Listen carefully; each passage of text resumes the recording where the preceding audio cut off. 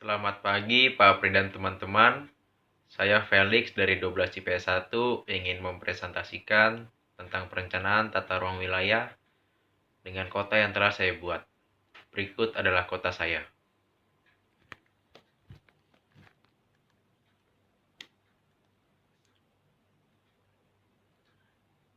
Di kota ini, saya menerapkan konsep yang modern dengan masyarakat yang telah memasuki era modernisasi. Untuk masuk ke kota ini dapat diakses melalui jalan antar kota antar provinsi yang sudah difasilitasi dengan jalan tol ada di sepanjang jalan ini, lalu bisa memasuki kota ini. Masuk ke kota ini memiliki konsep sentralisasi dengan pemerintahan yang berada di tengah-tengah kota. Di tengah kota sini ada bundaran juga, yang di tengah-tengahnya ada landmark kota atau ciri khas kota. Biasanya merupakan lambang dari kota tersebut atau gedung-gedung yang bersejarah.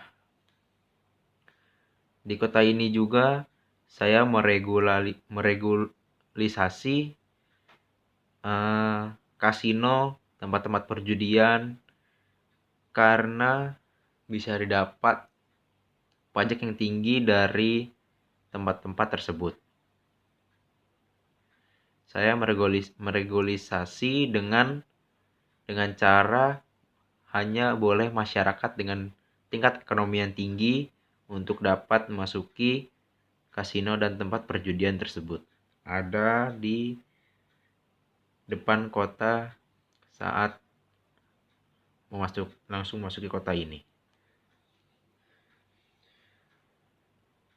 Lalu ada tata ruang perumahan yang sudah dibatasi dengan tempat-tempat industri agar tidak tercemar polusi juga limbah-limbah yang mungkin tercemar akibat dari pembuangan yang sembarangan dari industri-industri yang tidak bertanggung jawab. Juga ada ruang terbuka hijau yang bisa menahan dan menyerap semua polusi yang dihasilkan dari industri-industri tersebut. Langsung masuk ke pembahasan masalah. Untuk masalah yang pertama, masalah pembayaran, pembiayaan, dan tenaga ahli atau kepakaran. Saya sangat yakin bahwa kota ini memiliki tingkat ekonomi yang tinggi karena didukung dari pendapatan pajak serta masyarakatnya yang produktif karena sudah memasuki era modernisasi. Jadi dengan mudah saya bisa mengatasi masalah pembiayaan, tenaga-tenaga ahli serta pakar yang akan bekerja di kota ini.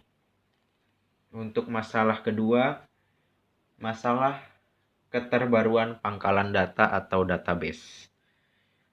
Pemerintah daerah selalu bekerja sama dengan AMDAL, analisis mengenai dampak lingkungan, untuk memperoleh data analisis terhadap lingkungan agar lingkungan bisa diambil potensinya tanpa merusak ekosistemnya, serta dengan para pakar sosial ekonomi. Jadi masalah keterbaruan database dapat teratasi dengan mudah. Memasuki masalah yang ketiga, ada konflik kepentingan.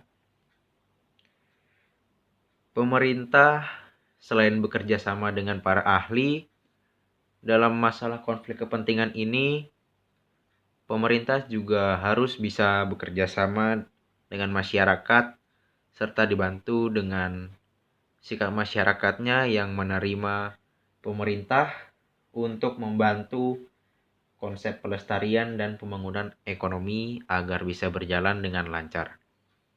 Memasuki masalah keempat, masalah ekonomi. Masalah ekonomi warga bisa teratasi karena pendapatan kota yang tinggi, serta untuk harga tanah di setiap wilayah itu tidak jauh berbeda karena sudah mendapatkan sarana dan prasarana yang cukup, hanya berbeda dari segi kenyamanan terhadap lingkungan. Dan masalah yang kelima yaitu masalah sosial budaya. Masalah sosial budaya akan sangat minim terjadi karena pengalih fungsian lahan sangat kecil kemungkinannya. Karena kota ini sudah ditata sedemikian rupa terkait fungsi wilayahnya, sehingga pergantian fungsi itu sangat minim terjadi.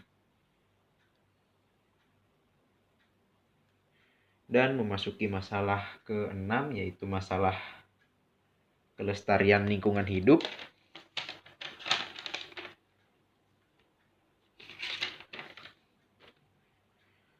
Konsep kota ini sudah dipikirkan dengan matang terhadap kelangsungan hidup ekosistem kota dengan menjaga lahan-lahan yang memang mengandung unsur yang saling berkaitan dengan ekosistem. Misalnya di sini ada pengelolaan sumber daya alam dan sumber daya manusia, dan juga tanpa merusak alam tersebut sudah disiapkan lahan terbuka hijau serta pepohonan yang akan menyerap polusi sehingga tidak menyerap ke permukiman penduduk, serta tidak diambil secara masif agar masih bisa reproduksi lagi alamnya sehingga tidak langsung hilang. Dan memasuki masalah ke-7, ada masalah pertumbuhan penduduk. Kota ini memang tidak dirancang untuk menahan pertumbuhan penduduk, tapi sudah diantisipasi dengan permukiman yang tidak hanya bermodelkan perumahan, tetapi juga ada komplek apartemen di sebelah sini dekat dengan perkantoran. Komplek apartemen ini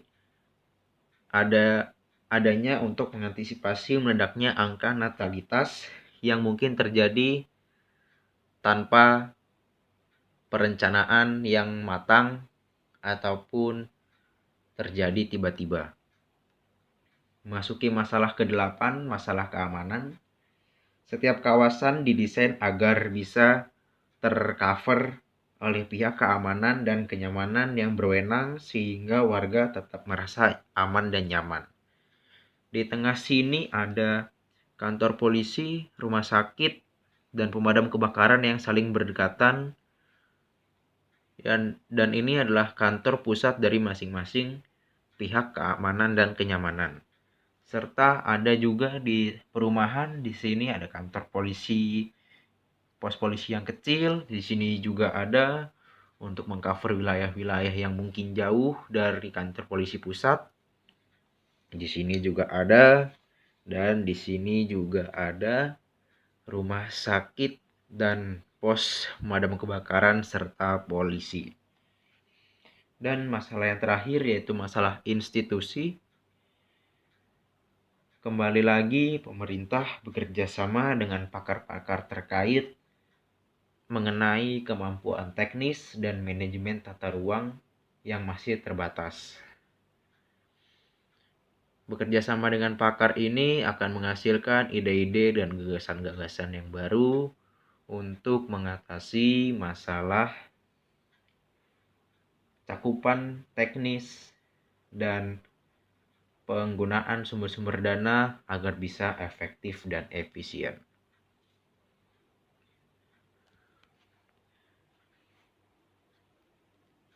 Demikian presentasi dari saya. Terima kasih.